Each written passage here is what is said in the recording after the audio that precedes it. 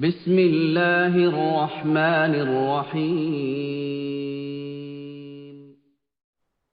या किसी एजेंसी को किस तरह से मैनेज करना है उसके बारे में आपको पढ़ाई जाती है। तो उस दिन मैं आपको मैनेजमेंट या एजुकेशनल मैनेजमेंट के मीनिंग और डेफिनेशन को बताया था ना। एक डेफिनेशन भी बताया था जिसमें मैंने कहा था educational management is a process of planning organising. क्या था इसका? Educational management is a process of planning organising directing and controlling the activities of an institution. ये चार चीज इस्तेमाल किया गया है: planning, organising, directing and controlling the activities of an institution. तो कोई भी इदारा या कोई भी ऑर्गेनाइजेशन के जो एक्टिविटीज हैं, ठीक है, उसका एक प्रोसेस है planning, organising and directing and controlling the activities of an institution by utilising human and material resources. मैंने कहा कि दो तरह के रिसोर्सेज को हम इस्तेमाल में लाते हैं किसी भी इदारे के मैनेजमेंट को कामयाब बनाने में। एक तो आपका ह्यूमन रिसोर्स है और दूसरा आपका है मटेरियल रिसोर्स। ये आप पे डिपेंड करता है, जो मैनेजर होता है या जो एडमिनिस्ट्रेटर होता है उन पे डिपेंड करता है कि वो किस तरह से उनको यूटिलाइज करता है इफेक्टिवली और एफिशिएंटली, ठीक है, टू अकम्प्लिश द टास्क।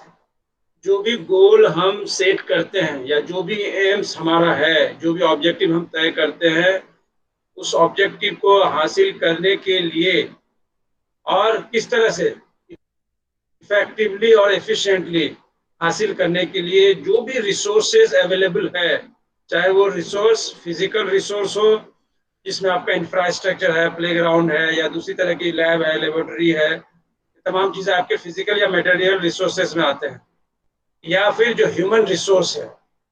अब एक स्कूल में अगर ह्यूमन रिसोर्स देखें तो टीचर्स भी हो सकता है, स्टूडेंट भी हो सकता है, गैर तदरीसी अमला भी हो सकता है और दूसरे स्टाफ भी हो सकते हैं। तो उनको किस तरह से हम यूटिलाइज करें, यूटिलाइज करने का तरीका भी आपको आनी चाहिए, तभी आप एक अच्छा एडमिनिस्ट्रेटर या एक अच्छा मैनेजर बन सकते हैं। ये आपको पता होना चाहिए कि हमारे क्लास में है, अगर आप क्लास टीचर के हैसियत से देखें 50 बच्चे हैं तो 50 बच्चों की क्वालिटी आपको पता होनी चाहिए कि किनके अंदर क्या क्वालिटीज है, किनके अंदर क्या एबिलिटीज है, किनके अंदर क्या कैपेबिलिटीज है, किनका क्या इंटरेस्ट है। ये तमाम चीज़ें आपको पता होनी चाहिए और इसलिए पता होनी चाहिए कि आप उनके मुसलसल टच में रहते हैं। तो मुसलसल टच में रहने से ये तमाम चीज़ें आपको पता चल जाती है। तो किसी भी प्रोग्राम को अगर ऑर्गेनाइज करना है ना, या किसी भी फंक्शन को अगर आपको ऑर्गेनाइज करना है, तो उसके लिए एक क्लास लेवल का अगर है तो क्लास टीचर को ये पता होनी चाहिए किसके जरिए हम कौन सा काम ले सकते हैं और वो भी इफेक्टिवली और इफिशिएंटली आपके सोर्सेज का इस्तेमाल करते हुए। तो ये एज ए क्लास टीचर की बात है। उसी तरह से as a head of the institution, चाहे वो स्कूल लेवल पे हो, चाहे वो आपका कॉलेज लेवल पे हो, चाहे वो आपका यूनिवर्सिटी लेवल पे हो, तो उस इदारे के जो प्रमुख होते हैं या जो हेड होते हैं उनको ये तमाम चीज़ें पता होनी चाहिए कि हमको अगर इदारे को बेहतर बनाना है, टॉप पे पहुंचाना है, तो किस तरह से हम जो अवेलेबल रिसोर्सेज हैं उसका हम इस्तेमाल करें। तो जाहिर सी बात है उसके लिए आपको पहले क्या करना पड़ेगा, पता करना पड़ेगा, उसके साथ आपको टच में रहना पड़ेगा, उनके बारे में आपको जानकारी लेनी पड़ेगी टाइम टू टाइम, है ना। अगर म्यूजिक में किसी का इंटरेस्ट है तो उनको आप मौका फराहम कीजिए, किसी को पेंटिंग में अगर इंटरेस्ट है तो उनको मौका फराहम कीजिए, किसी को आर्ट में इंटरेस्ट है, किसी को खेल में इंटरेस्ट है, किसी को डांस में इंटरेस्ट है। ये तमाम तरह की चीज़ें हैं और वो आपके इंटरेस्ट पे डिपेंड करता है। किसी को खेल में इंटरेस्ट है तो जाहिर सी बात है उनके इंटरेस्ट को देखते हुए उनको हम मौका फराहम करें और फिर उससे रिलेटेड जो काम है उसमें उसको हम इस्तेमाल में लाएं। तो मैंने कहा चार चीज: प्लानिंग, ऑर्गेनाइजिंग, कंट्रोलिंग एंड एक और क्या बताया, directing the activities of an institution. तो एक इंस्टीट्यूशन में बहुत तरह की एक्टिविटीज होती है ना, या सिर्फ तदरीसी एक्टिविटीज होती है, सर एक खाली और क्या तदरीस बताएं, होती है, या प्लानिंग। उसके अलावा भी दूसरी चीजें होती है? बहुत सारी चीजें होती है तदरीस के अलावा, है ना। कुछ कल्चरल एक्टिविटीज होती है, कुछ लिटरेरी एक्टिविटीज होती है, कुछ एकेडमिक एक्टिविटीज होती है ना। तो आपके करिकुलम में देखे होंगे कुछ करिकुलर एक्टिविटीज है, कुछ को करिकुलर एक्टिविटीज है, कुछ एक्स्ट्रा करिकुलर एक्टिविटीज है, और उन तमाम तरह की एक्टिविटीज को कराते हुए आपका ऑलराउंड डेवलपमेंट करवाया जाता है। यानी आपकी शख्सियत को निखारने के लिए, बेहतर बनाने के लिए, आज के तकाजे को देखते हुए ये तमाम तरह की कारकर्दगियां आपसे करवाई जाती है, ताकि आपके मुआशरे में आप फिट हो सकें। तो फिट रहने के लिए सर, जाहिर सी बात है हमको time to time. Planning, organising, hello, staffing, directing, coordinating, reporting and budgeting लिख लीजिए, पढ़ाई थी आप नहीं? पोस्ट कॉर्प लिख लीजिए, पोस्ट कॉर्प लिख लीजिए, POSDCORP लिखे, POSDCORP। भी हो सकता है, कभी मेरे साथ भी हो सकता है, कभी आपके साथ भी हो सकता है। तो पोस्ट कॉर्प लिख लीजिए और उसी के अकॉर्डिंग आप किसी भी मैनेजमेंट को देखिए, आप माइक्रो लेवल से लेके मैक्रो लेवल तक, आपके इदारे के लेके आपके घर के लेवल तक, आप हर जगह देखिए, उसी को आपको फॉलो करना पड़ेगा। सही प्लानिंग होनी चाहिए, सिस्टमेटिक ऑर्गेनाइजिंग होनी चाहिए, स्टाफिंग आपका होना चाहिए, रिपोर्टिंग होनी चाहिए टाइम टू टाइम, बजट सही होना चाहिए। ये तमाम चीज़ें हैं जो आपके प्रोग्राम को कामयाब बनाने में या कोई भी इदारे को कामयाब बनाने में आपके लिए रोल प्ले करती है। तो ये मैं 4 चीज़ बताया था, और उसमें भी बताया था कि इफेक्टिवली एंड इफिशियंटली आपको यूटिलाइज करना है। क्या यूटिलाइज करना है? रिसोर्सेस को। तो रिसोर्सेस तो हमारे पास है ना, मानव संसाधन है ना भाई आपके पास। आपके पास टीचर है, आपके पास स्टूडेंट है, आपके पास नॉन टीचिंग स्टाफ है। ये तमाम स्टाफ हैं, उनको आप किस तरह से इस्तेमाल में ला सकते हैं, किनको क्या जिम्मेदारी दी जाएगी, किनसे क्या काम लिया जा सकता है, किनकी क्या दिलचस्पी है, ठीक है, इसका क्या बैकग्राउंड है। तो जाहिर सी बात है, ये तमाम तरह की चीज़ों को हमको वेल इन एडवांस जानना पड़ेगा, तभी हम उनको कोई जिम्मेदारी दे सकते हैं। तो जानने के लिए जाहिर सी बात है, उनको टाइम टू टाइम हमको मौका फराहम करना पड़ेगा, एक प्लेटफॉर्म उनको प्रोवाइड करना पड़ेगा, जहाँ उनको दावत दिया जाए या जहाँ उनको कहा जाए कि आप आके परफॉर्म कीजिए। जैसे आपके इदारे में देखे होंगे, आप इंस्टीट्यूशन में तमाम तरह की एक्टिविटीज़ कराई जाती है ना। आज़ाद डे के मौके पे या यूनिवर्सिटी के फाउंडेशन डे के मौके पे जो एक्टिविटीज़ करवाई जाती है, इसका मकसद ये नहीं है सिर्फ एक्टिविटीज़ कराना। इसका मकसद ये भी है कि उन एक्टिविटीज़ के ज़रिए यूनिवर्सिटी के तलबा के अंदर जो बहुत सारी चीज़ें छिपी हुई हैं, जो सलाहियत उनकी छिपी हुई, तमाम सलाहियत को उस प्लेटफॉर्म के जरिए सामने लाना है। अब यूनिवर्सिटी की टीम कहीं खेलने जाती है तो जाहिर सी बात है, उसमें हमको अच्छे खिलाड़ी की ज़रूरत पड़ती है। यूनिवर्सिटी की म्यूज़िक की टीम कहीं जाती है तो उसमें हमें कुछ अच्छा म्यूजिशियन की ज़रूरत है, तो उसमें भी हमको पता चल जाता है। क्विज़ की टीम जाती है, जाहिर सी बात है, हमको ऐसे लोगों की ज़रूरत या तलाश रहती है जो अच्छा क्विज़ में पार्टिसिपेट कर सके। तो ये तमाम तरह की चीज़ें हैं, लेकिन उसके लिए हमको पहले वेल इन एडवांस प्लानिंग करनी पड़ेगी। तो ये तमाम चीज़ें हैं। तो यहाँ आपका जिस तरह से हम निसाब तैयार करते हैं, और अक्सर ये कहा जाता है कि निसाब में किन चीज़ों को पढ़ाना है, किन चीज़ों को हटाना है, किन चीज़ों को जोड़ना है, ये तमाम चीज़ें टाइम टू टाइम हम रिव्यू करते रहते हैं। तो वक्त के साथ साथ जैसे जैसे वक्त गुजरता है, जैसे जैसे नई नई तब्दीली आते रहती है, और जाहिर सी बात है, जब तब्दीली आ रही है और उसका पॉजिटिव अगर किसी तरह से फ़ायदा पहुंच रहा है, तो क्यों ना हम उन चीज़ों को अपने निसाब में शामिल करें। इसीलिए बार बार आपसे ये कहा जाता है कि फ्लेक्सिबिलिटी की गुंजाइश हमेशा रहनी चाहिए। फ्लेक्सिबिलिटी का मतलब है कि आप कोई ऐसा रूल रेगुलेशन, टाइट रूल और रेगुलेशन ना बनाए जिसमें ये हो कि आप इसको बीच में चेंज नहीं कर सकते। तो बीच में अगर कभी भी जरूरत पड़े तो आप उसमें तब्दीली ला सकते हैं। तो ये डेफिनेशन से आपका बहुत सारी चीज़ें पता चल जा रहा है। मैंने कहा ना कि एजुकेशन के जरिए हमारे ह्यूमन रिसोर्स को डेवलप कराया जाता है। एजुकेशन क्या है? सबसे इंपॉर्टेंट टूल है किस चीज़ के लिए? किसी भी इंसान को डेवलप कराने के लिए, एक शेप देने के लिए। तो एजुकेशन, जैसे आज की मिनिस्ट्री आपकी फिर से एजुकेशन मिनिस्ट्री हो गई है, जो आपसे पहले जो आपका पुराने एजुकेशन पॉलिसी में जिसको हम HRD कहते थे, ह्यूमन रिसोर्स डेवलपमेंट, उसका भी मकसद यही था कि आपको, जैसे हिंदुस्तान में भी पॉपुलेशन है जो पढ़ाई कर रही है, उसको हम किस तरह से डेवलप करें।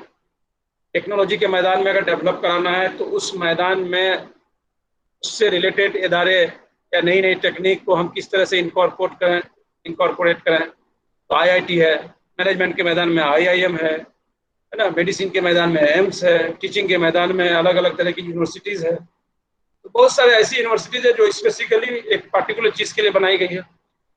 लेकिन अब जो नई पॉलिसी है उसमें अब कोशिश की जा रही है कि अब मल्टी डिसिप्लिनरी कॉलेज हो, मल्टी डिसिप्लिनरी अप्रोच अब जो है उसको इस्तेमाल में लाया जाए। तो अब जो स्टैंड अलोन कॉलेज है, जैसे सिंपल अगर बीएड के लिए कोई कॉलेज खोल के रखा गया है किसी एक साइड में, अब ऐसा नहीं कि वो चलेगा, उसके साथ साथ आपको दूसरे तरह के कोर्सेज भी आपको प्रोवाइड करनी पड़ेगी। तो ये वक्त का तकाजा है, ठीक है। अब ये 4 इयर्स का होने जा रहा है, 4 इयर्स का होने जा रहा है ग्रेजुएशन का प्रोग्राम, जो अब तक 3 साल का था। तो उसके पीछे भी कुछ ना कुछ लॉजिक होगा कि 4 साल जो किया जा रहा है 3 साल के कोर्स को बढ़ा करके, एक तरफ 1 साल तो आपको ज़्यादा दिख रहा है, 3 साल में पहले ग्रेजुएशन हो जाता था लेकिन अब 4 साल लग रहा है। लेकिन दूसरी तरफ अगर फ्लेक्सिबिलिटी देखें तो उसमें ये भी प्रोविज़न है कि आप एग्जिट हो सकते हैं, आप एग्जिट हो सकते हैं, 1 साल के बाद भी एग्जिट हो सकते हैं, 2 साल के बाद भी एग्जिट हो सकते हैं, 3 साल के बाद भी एग्जिट हो सकते हैं, 4 साल तो आपका है ही है ड्यूरेशन। तो ये प्रोविज़न लाया गया है। तो ये सब चीज़ें हम देखते हैं, और हम इसलिए देखते हैं कि कहीं ना कहीं हम जब बताते हैं कि आपको डेवलप कराना है, डेवलप कराने की जिम्मेदारी एक मिनिस्ट्री की है, तो किस तरह से डेवलप करना है, एचआरडी मिनिस्ट्री बीच बीच में गाइडलाइन देती रहती है। टाइम टू टाइम हमको ऑर्डर आता है कि किस तरह से क्या क्या चीज़ें करनी है। तो ये तमाम चीज़ें हमको आज के कॉम्पिटिटिव दौर को देखते हुए करना पड़ता है ना। जैसे आपका एक दूसरे के साथ कंपटीशन है, हमको अच्छा करना है, हमको टॉपर बनना है, हमको उनको पीछे छोड़ना है। उसी तरह से जाहिर सी बात है एक मुल्क का दूसरे मुल्क के साथ भी इसी तरह का कंपटीशन है, और उस कंपटीशन में अगर आगे बढ़ना है तो जाहिर सी बात है बगैर एजुकेशन के कंपोनेंट को लेकर हम आगे नहीं बढ़ सकते। तो education plays a vital role. ये वाइटल रोल जो प्ले करता है तो जाहिर सी बात है उसमें हमको किस तरह से तवज्जो देनी पड़ेगी, ये हमको पहले से सोचना है। ये बताया था मैंने आपको। अब आ जाइए एजुकेशनल मैनेजमेंट के एम्स क्या है। एम्स मतलब मकासद, क्या क्या मकासद इनके लिए तय की गई है। एक तो है पहला कि अचीविंग एन इंस्टीट्यूशंस ऑब्जेक्टिव। पहला क्या है कि जो भी इदारा है या जो भी तंजीम है, उस तंजीम के लिए जो भी मकासद तय की गई है उनको हमको हासिल करना है। अब मानू का अगर मिसाल लें तो मानू का क़याम जो अमल में लाया गया था उसके पीछे बहुत सारे वजूहात है ना। एक तो ये लग रहा था कि भाई उर्दू लैंग्वेज जो एक अच्छी खासी तादाद जिसके बोलने वाले हैं या पढ़ने वाले हैं, और एक दौर में जो है ऑफिशियल रहा है लैंग्वेज, तो वो अगर आप किसी तरह से कमज़ोर पड़ रहा है या विलुप्त होने के कगार पे जा रहा है, या उसमें पढ़ने वाले या इंटरेस्ट लेने वाले लोगों की कमी हो रही है, तो जाहिर सी बात है उसको किस तरह से फिर से ज़िंदा किया जाए।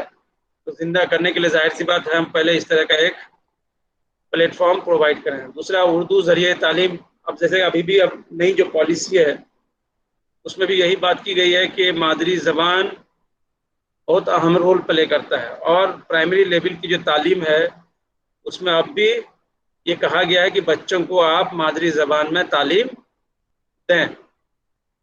इसके पीछे कुछ लॉजिक है। मादरी ज़बान में अगर हम तालीम देते हैं तो बच्चा आसानी से समझ सकता है। बहुत सारे ऐसे टर्मिनोलॉजीज हैं, अगर हम इंग्लिश मीडियम में पढ़ाएंगे तो हमको ट्रांसलेट करना होता है ना। तो जाहिर सी बात है अगर आप पानी के बारे में पढ़ा रहे हैं तो पानी अगर बोलेंगे तो बच्चों को पानी तो पता है, अब उसको वाटर पता नहीं है, पहले वाटर बताइए, वाटर का स्पेलिंग बताइए, तो वो फिर से उसको ट्रांसलेट करता है।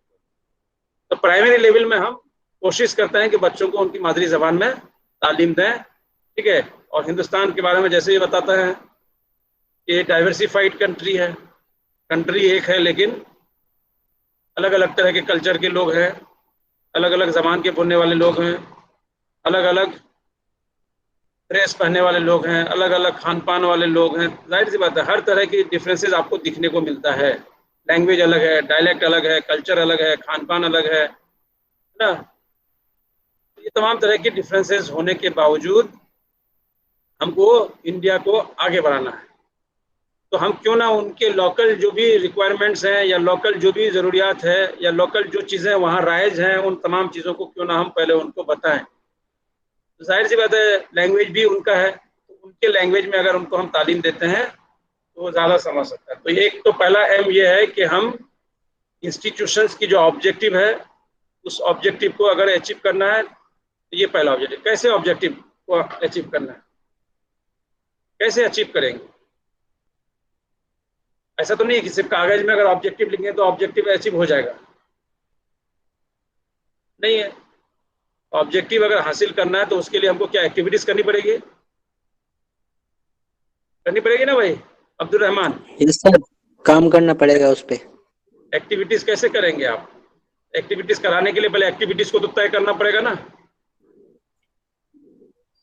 एक्टिविटीज तय कराना पड़ेगा ना। जैसे आज, जैसे मान लीजिए सपोज कीजिए, जैसे आपका बीएड है, 2 साल कोर्स है, उसमें बहुत तरह की एक्टिविटीज कराई जाती है ना। तो टीचिंग एक्टिविटीज भी है, कुछ आपको लर्निंग एक्टिविटीज है, कुछ आपका फील्ड एक्सपीरियंस है, कुछ आपका अलग अलग तरह के स्किल्स डेवलप करने की एक्टिविटीज है। तो ये तमाम तरह की एक्टिविटीज वेल इन एडवांस तय की गई है और ये समझ के उन एक्टिविटीज को शामिल किया गया है कि आज के दौर में एक सेकेंडरी स्कूल के टीचर में क्या क्या गुण या क्वालिटीज होनी चाहिए, क्या क्या स्किल उनमें होना चाहिए कि वो जाकर के आज के दौर के बच्चों को फेस कर सके। अलग अलग दौर के बच्चे होते हैं, है ना। आज से 20 साल का जो दौर था वो अलग दौर होगा, आज का जो दौर है वो अलग दौर है, आज से 10 साल बाद हो सकता है अलग दौर हो। तो आज से 10 साल बाद का जो दौर होगा तो जाहिर सी बात हमको उसके अकॉर्डिंग अपनी चीज़ों को डेवलप करना पड़ेगा। जैसे अभी एक पैंडेमिक चला हुआ है ना, ना कि हिंदुस्तान में सिर्फ बल्कि पूरे हिंदुस्तान, पूरे वर्ल्ड में ये है। अभी कहीं लॉकडाउन है, कहीं अनलॉक हो रहा है ना। बहुत सारी एक्टिविटीज़ बंद पड़ी हैं, कुछ एक्टिविटीज़ को खोला जा रहा है। ये तमाम चीज़ें इस तरह की हो गई हैं और ये पहले हमको पता नहीं था। इस तरह का लॉकडाउन का एक्सपीरियंस किसी को नहीं था आप में से किसी को? हिना खान? नहीं सर। पहले ऐसा भी हो सकता है कि ट्रेन बंद हो जाएगी, ऐसा भी हो सकता है कि इदारा 6-6 महीने बंद रहेंगे, हैं? ऐसा कभी तसव्वुर ही नहीं किए थे सर। ऐसा सोचे ही नहीं सर कि बीएड इतना घर पे बैठ के हो जाएगा, इतना आराम। ऐसा भी नहीं सोचे होंगे कि आप अपने बेड पे सो करके मोबाइल में लेक्चर देख रहे होंगे, जैसे आपके कुछ साथी देख रहे हैं, है ना। ये कितना फ्लेक्सिबिलिटी है, ठीक है ना। तो ये चीजें हैं, तो ये हो सकता है। जब हो रहा है तो जाहिर सी बात है उसको हमको कैसे करना है। अब ऑनलाइन क्लास अगर नहीं होती तो पूरी तरह से आप ठप हो जाते, आपका एकेडमिक सेशन खत्म हो जाता है और एक सेशन बर्बाद होने में कितना नुकसान है, हर लेवल पे नुकसान है। तो उसका एक अल्टरनेट मोड जो है वो चुना गया और अल्टरनेट मोड आपको कहीं ना कहीं मजबूर किया कि आप भी कुछ गैजेट से वाकिफ हो जाएं, कुछ टेक्नोलॉजी से आपकी भी वाकफियत हो जाए, क्योंकि आज का तकाजा है। अब ना चाह करके भी आपको कुछ एक्टिविटीज आपको करना पड़ रहा है, चाहे मोबाइल में कुछ ऐसी चीज़ों को आपको सीखना पड़ रहा है, कुछ नए ऐप्स को डाउनलोड करना पड़ रहा है। तो ये वक्त के साथ है। तो अब ये जो है एक अल्टरनेट चैनल के तौर पे आपके सामने पेश किया गया है कि ऐसा हो सकता है, और ऐसा हो तो ऐसा ना हो कि हम पूरी तरह से इस तरह से लॉकडाउन में सारी एक्टिविटीज बने तो इसको भी बंद रखें। तो कुछ एक्टिविटीज तो हम चला सकते हैं, है ना। तो कुछ चल रहा है, पूरी तरह से ठप नहीं है। हो सकता है कि आने वाले दिनों में आपका एग्जाम भी हो जाए इसी महीने में, हो सकता है अगर कुछ इस तरह का कोई डेवलपमेंट हो। जैसे 4th ईयर के बारे में सोचा जा रहा है, बहुत जगह यूनिवर्सिटीज जो है ले भी रही है शायद, और बहुत जगह मांग कर रही है, बहुत जगह लोग नहीं कराना चाहते हैं। ये तमाम तरह की चीज़ें हैं। उसके लिए जो भी एक बेहतर ऑप्शन होगा उसको तलाशा जाएगा। ये वक्त का तकाजा है कि हम नए नए टेक्नोलॉजी से वाकिफ हो रहे हैं, नए नए गैजेट से वाकिफ हो रहे हैं और नए मोड के जरिए हम सीख रहे हैं। अभी तक हम सिर्फ वर्चुअल क्लासरूम, डिस्टेंस मोड वालों के लिए इस्तेमाल करते थे। अब रेगुलर मोड में भी रह करके आपको इस तरह से सीखना पड़ रहा है। ये तरीका है। तो हमको पहला एक जो एम है आपका वो है कि किस तरह से एजुकेशन की जो ऑब्जेक्टिव सेट की गई है, इंस्टीट्यूशन की जो ऑब्जेक्टिव सेट की गई है, उस ऑब्जेक्टिव को हमको किस तरह से हासिल करना है। दूसरा है improving the process of planning, organising and implementing within the institution. Improving the process of planning. Planning का जो प्रोसेस है उसको किस तरह से इम्प्रूव किया जाए, है ना। इम्प्रूवमेंट की गुंजाइश तो हर जगह रहती है। ऐसा नहीं कि एक बार कोई चीज बनकर आ गया तो इसका मतलब है कि वो अब परफेक्ट हो गया, है ना। तो गुंजाइश तो हमेशा इम्प्रूवमेंट की रहती है। तो प्लानिंग के प्रोसेस में किस तरह से इम्प्रूवमेंट लाया जाए, किस तरह से उसको इम्प्रूव किया जाए, क्या ऑर्गेनाइजिंग का जो प्रोसेस है उनमें किस तरह से इम्प्रूवमेंट लाया जाए, है ना, और किस तरह से बेहतरी लाई जाए, किस तरह से उसको बेहतर बनाया जा सके। ठीक है। तीसरा है आपका इम्प्लीमेंटिंग। नया एक चीज है इम्प्लीमेंटिंग, जिसको हम एग्जीक्यूशन भी कहते हैं। प्लान तो कर लेते हैं हम, लेजिस्लेट तो कर लेते हैं हम, प्लान कर लेते हैं हम, कानून बना लेते हैं, लेकिन उसको हम जमीनी सतह पे किस तरह से इस्तेमाल में लाते हैं वो हमको पता ही है ना। ये प्लान कर लेते हैं, हमको ये करना है, वो करना है, ये करना है, डेली दिमाग में आधा घंटा 1 घंटा जो हम जोर देते हैं कि हम अगला अब इस सेमेस्टर में जो हो गया ऐसे चुप हो गई, नेक्स्ट सेमेस्टर में हम रहेंगे, सेमेस्टर शुरू होते ही पंक्चुअल रहेंगे, सेमेस्टर शुरू होते ही डिसिप्लिन रहेंगे, सेमेस्टर शुरू होते ही डेडिकेटेड हो जाएंगे, सेमेस्टर शुरू होते ही सिंसियर हो जाएंगे, है ना। सेमेस्टर शुरू होते ही हम जो है रेगुलर रहेंगे। लेकिन फिर सेमेस्टर धीरे धीरे गुजरता जाता है, ना आपको पंक्चुअलिटी आती है, ना आपकी रेगुलरिटी आती है, ना आपकी डिसिप्लिन आती है, ना आपकी ऑनेस्टी आती है, ना आप प्लानिंग कर रखा था लास्ट सेमेस्टर के नताए जाने के बाद। इस सेमेस्टर का भी अच्छा खासा 1/3 हिस्सा गुजर गया, लेकिन आप उसको इम्प्लीमेंट नहीं कर पा रहे हैं। ऐसा होता है ना, या हम अच्छी अच्छी चीजों को जो है अपने निसाब में शामिल कर दे रहे हैं, क्या शामिल सिर्फ सोचते रह जाते हैं, ये है ना। अक्सर हमारा होता है नहीं, अब अगली बार ऐसा नहीं होने देना है, लेकिन पता चला अगली बार वाली यस सर, डेज जो है धीरे धीरे गुजरते जाता है। जैसे कुछ लोग जो है लॉकडाउन को रहमत मानते हैं, कुछ लोग लॉकडाउन को रहमत मानते हैं कि चलो इस बहाने बहुत सारी चीजें घर में बैठ के टाइम मिलता है तो हम उसको कर लें, है ना। लेकिन कुछ लोगों को लगता है चलो लॉकडाउन खत्म हो जाएगा भैया, एंजॉय कहाँ मिल पाएगा, अभी जितना करना है कर लो, फिर उसके बाद तो यूनिवर्सिटी जानी पड़ेगी, फिर इसका असाइनमेंट जमा करो, उसका प्रोजेक्ट जमा करो, फिर स्कूल में जाओ, फिर यहाँ जाओ, फिर वहाँ जाओ।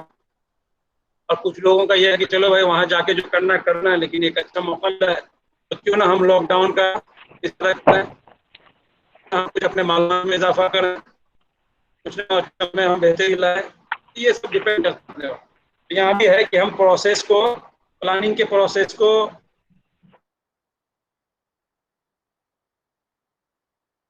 ऑर्गेनाइज को और इम्प्रूव करें। आवाज में क्लियरिटी नहीं है, ठीक है, आवाज में क्लियरिटी नहीं आ रही है। पूरा आप वीडियो ऑफ कीजिए ना, आप वीडियो ऑफ कीजिए शाहनवाज भाई, शाहनवाज भाई वीडियो ऑफ कीजिए आप। म्यूट कर दीजिए, आप म्यूट करिए तो सुनने में आएगा आपको। पूरा क्लासेस। हेलो हेलो, आखिरी कुछ बोल रहे हैं भाई, ये क्या पूरा क्लासेस ऑनलाइन ही होंगे। अभी जब ऐसा सिचुएशन है, अब देखिए सिचुएशन में अगर बेहतरी आती है तो ऑफलाइन भी हो सकता है, ये डिपेंड करता है सिचुएशन पे। ये स्टेप इसलिए लिया गया पूरी तरह से वायरल न रहे, कुछ ना कुछ एक्टिविटी आपकी होती रहे, नहीं तो पता भूल जाएंगे आप। इस बारे से अब 4 क्लास हो रही है, वहां रहते तो 7 क्लास होती शायद, तो अब हो सकता है आपका अगर सपोर्ट करता है बेहतर सिचुएशन तो उसमें कुछ और नहीं पड़ रहा है, आवाज में क्लियरिटी नहीं है सर।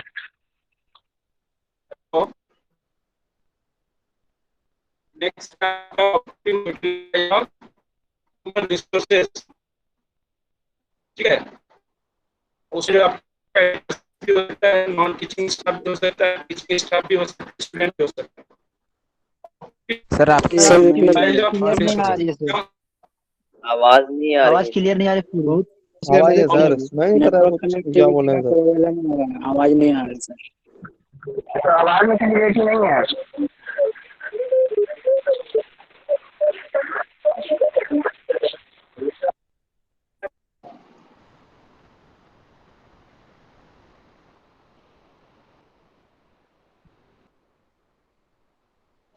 अब आ रही है?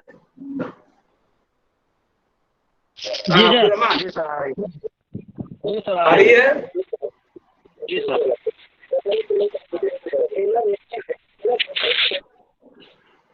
म्यूट कर शाहनवाज लीजिए भाई आप अपने वीडियो अपने ऑफ करो मोबाइल। भाई। शाहनवाज ऑफ कीजिए। हाँ, ठीक है। नेक्स्ट है आपका optimal utilisation of human resources.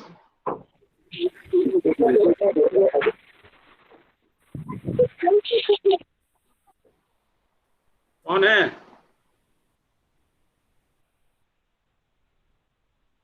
आ रही है आवाज? जी सर, आ रही है आवाज। आ रही है आवाज आ रही है। जी सर, जी सर। अच्छा, मैंने एम्स में दो चीज बताया। एक तो पहला बताया था कि अचीव कैसे करना है इंस्टीट्यूशंस के ऑब्जेक्टिव को। जो भी ऑब्जेक्टिव हम सेट करते हैं इदारे के लिए, जो भी मकासद हमारा तय किया हुआ रहता है, उसको हम किस तरह से अचीव करें।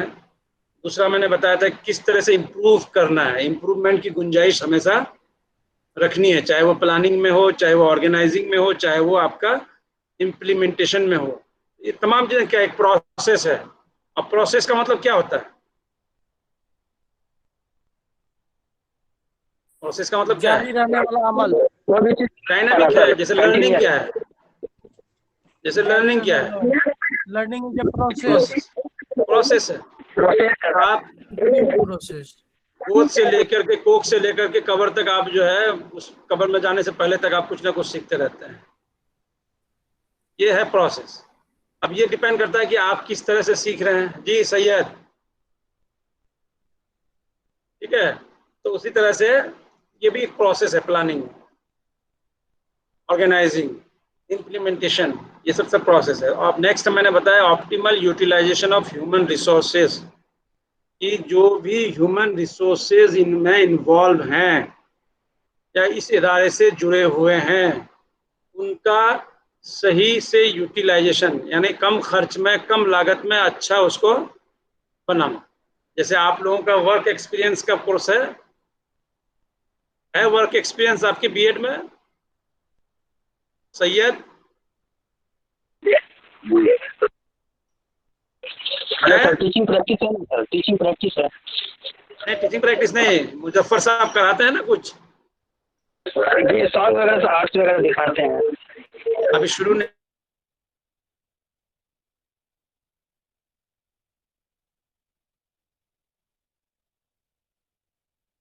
इसी सेमेस्टर में है कुछ सर।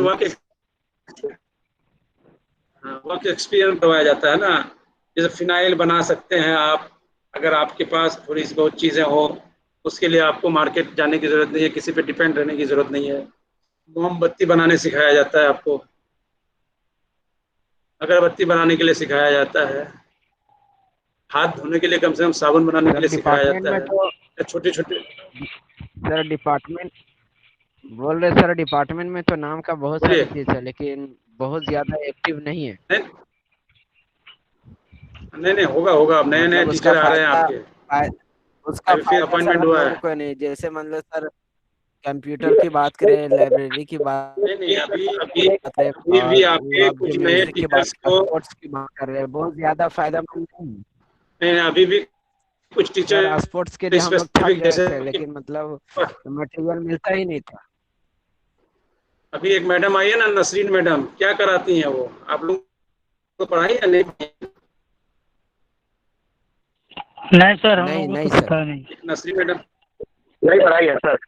विद्यालय वालों को बता लें। तो उनका अपॉइंट किया गया है, उसको इसलिए अपॉइंट किया गया आपके अंदर क्रिएटिविटी डेवलप किया जा सके, एस्थेटिक सेंस आपके अंदर जगे, आर्ट में आप माहिर हो, पेंटिंग आपका अच्छा हो, है ना। और उसी तरह से अब फिजिकल एजुकेशन की भी एक टीचर आई हैं, फिरदौस मैडम। या आपके क्लास के फिरदौस नहीं? और फिरदौस मैडम, हाँ जी फिरदौस तबस्सुम मैम, पीछे बार वो तो स्पोर्ट्स में है। हाँ, वो तो आपके लिए पूरी तरह से फिजिकल एजुकेशन के लिए है। आप उनसे आप जो है राब्ता करके सीख सकते हैं। उनका भी अभी बहुत ज़्यादा दिन नहीं हुआ, 1-2 महीने। तो ये एनसीटी जो एनसीटी हम लोग थे सर, उसमें स्पोर्ट्स का कुछ भी मटेरियल मांगते थे तो नहीं मिलता था। हाँ, जो ये एनसीटी है आपकी, एनसीटी में ये प्रोविजन भी है कि सिर्फ आप उनको किताबी नॉलेज ना दें, बल्कि उसके साथ साथ दूसरी एक्टिविटीज़ भी आपको कराएं उनसे, उसमें आर्ट भी है। तो इसी को देखते हुए, उसी को मद्देनजर रखते हुए अभी आर्ट के टीचर का अपॉइंटमेंट किया गया है, स्पोर्ट्स के टीचर का अपॉइंटमेंट किया गया है, बहुत एक्सपीरियंस होगा। ये तमाम चीज़ें अभी जो है की जा रही है। अभी भी रिसेंटली जो है लास्ट वीक थर्सडे को भी कुछ अपॉइंटमेंट्स हुए हैं कॉन्ट्रेक्चुअल, तो उसमें उन सब्जेक्ट्स को ध्यान में रखा गया है जिसकी कमी है, चाहे वो सिटीज़ में हो, चाहे वो आपके यूनिवर्सिटी के डिपार्टमेंट में हो।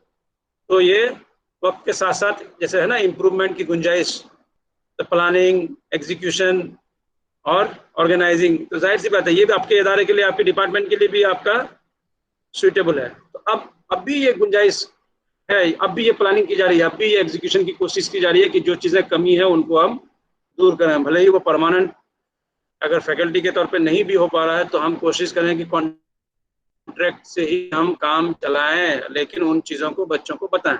यही वजह होगी कि आपके लिए इन तमाम लोगों को अपॉइंट किया जा रहा है।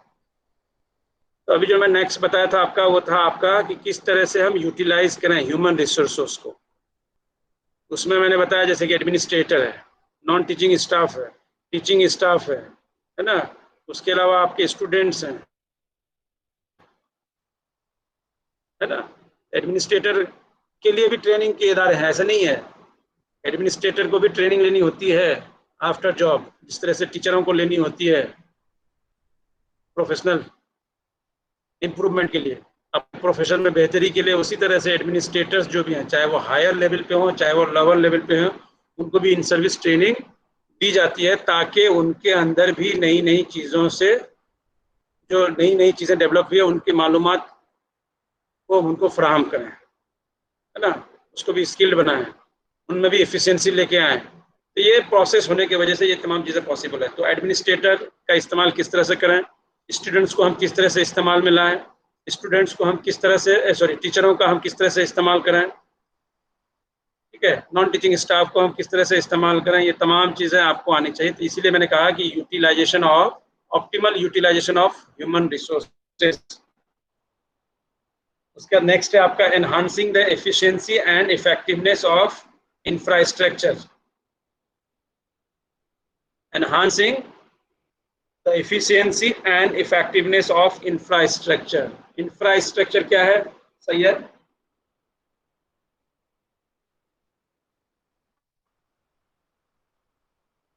हाँ, आवाज आ रही है? इसको कहेंगे इंफ्रास्ट्रक्चर का building sir, office table, government है ना भाई, जैसे आप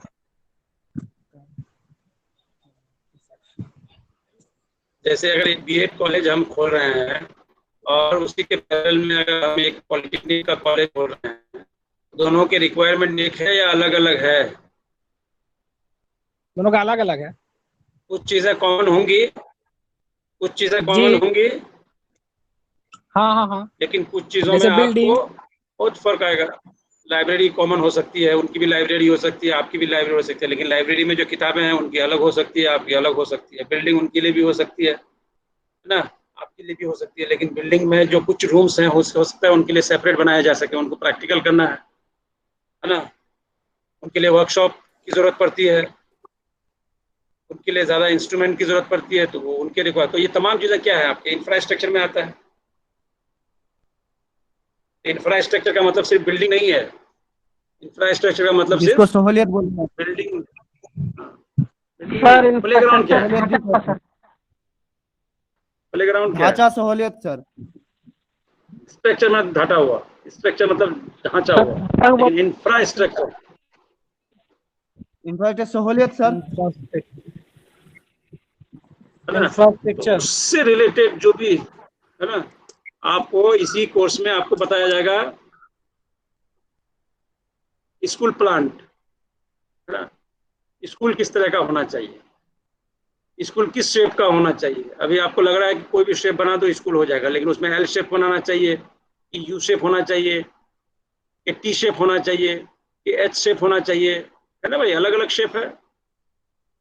कौन सा शेप ज़्यादा अच्छा रहेगा एडमिनिस्ट्रेशन के मकसद से? आप देखे होंगे स्कूल्स जो है कुछ जो है पूरी तरह से रेक्टेंगल शेप में होते हैं, कुछ स्क्वायर में होते हैं, कुछ शेप में होते हैं, ई शेप में होते हैं, कुछ एच शेप में होते हैं, में ही होता है सब ज्यादातर, होता है ना जी। है ना, भी होता है, भी होता है। तो ये सब चीजें जो है कहीं ना कहीं स्टडी के बाद ये सब चीजें, अब क्यू शेप तो होगा नहीं, होगा जेड शेप या और भी दूसरी तरह आर शेप। तो ये कुछ शेप्स हैं जिसके बारे में आपको पढ़ना है। फिर उसमें भी स्कूल का तो ये आउटर ढांचा हो गया। अब क्लासरूम हवादार होना चाहिए या अंधेरा होना चाहिए, वेंटिलेशन की गुंजाइश कितनी होनी चाहिए, रूम का साइज कितना होना चाहिए, लंबाई कितनी होनी चाहिए, चौड़ाई कितनी होनी चाहिए, एग्जॉस्ट होना चाहिए, है ना, ब्लैक बोर्ड अगर आप इस्तेमाल कर रहे हैं तो ब्लैक बोर्ड कहाँ लगाना चाहिए, कितनी ऊंचाई पे होनी चाहिए, तमाम चीज़ें हैं। देखने में लगता है बहुत सिंपल है, लेकिन उसमें भी आपका मायने रखता है कि एक ब्लैक बोर्ड को आपको कहाँ लगाना है, बीच में होनी चाहिए, कितनी ऊंचाई होनी चाहिए, उसका साइज कितना होना चाहिए, बहुत सारे क्लासरूम के साइज के हिसाब से ब्लैक बोर्ड होना चाहिए। तो ये तमाम चीज़ें स्कूल प्लान जब आपको बताया जाएगा तो उसमें ये इंफ्रास्ट्रक्चर के बारे में आपको बताया जाएगा। तो यहाँ जो बात कर रहे थे हम कि enhancing the efficiency and effectiveness of the infrastructure. Enhance किस तरह से करना है, किस तरह से बढ़ाना है। जैसे अभी मैं 2 दिन पहले शायद आप लोगों को बता रहा था ना कि इंफ्रास्ट्रक्चर एक है लेकिन मल्टीपर्पज काम उससे लिया जाता है। इवनिंग में कुछ कोर्स चल रहा है, मॉर्निंग में कुछ कोर्स चल रहा है, एक शिफ्ट मॉर्निंग का है, दूसरा कोर्स आपका इवनिंग का है। इंफ्रास्ट्रक्चर एक ही है लेकिन 2 बैच या 2 शिफ्ट में उससे होगी, है ना, या सरकार के पास इंफ्रास्ट्रक्चर कमी तो उसी बिल्डिंग को डुअल पर्पस के लिए इस्तेमाल किया जा सकता है। फर्स्ट शिफ्ट में हो सकता है आपकी 9 बजे की क्लास 8 बजे कर दिया जाए, आपकी छुट्टी जो 2 बजे कर दिया जाए, फिर 2 बजे से कोई एक नया शिफ्ट शुरू किया जाए। है कि किस तरह से उसको ज़्यादा से ज़्यादा इस्तेमाल में लाना है। ये इंफ्रास्ट्रक्चर को इफिशिएंटली और इफेक्टिवली की तरह से उसको एनहांस करें, ये मान रहता है। नेक्स्ट है आपका इनेबलिंग जॉब सेटिस्फैक्शन।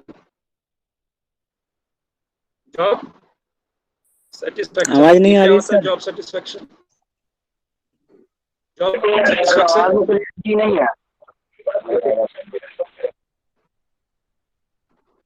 सर, इस पॉइंट को दोबारा दोहरा दीजिए। आवाज नहीं आ रहा। हमारे में सर क्लियर नहीं है, फिर से बोल दीजिए सर। आपका आवाज नहीं है। नहीं सर, आवाज आ रही है।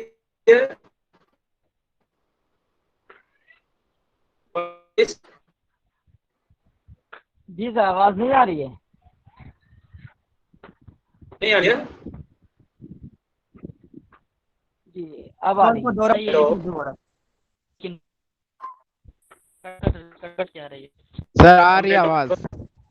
नेटवर्क थोड़ा सा नो सर, डिस्टर्ब हो रहा होगा यहाँ नेटवर्क। नेटवर्क होगा। ठीक है ना। आवाज आ रही है, तो बात कीजिए। जॉब, मैं बात कर रहा था नेक्स्ट, जॉब सेटिस्फेक्शन। ये क्या होता है जॉब सेटिस्फेक्शन?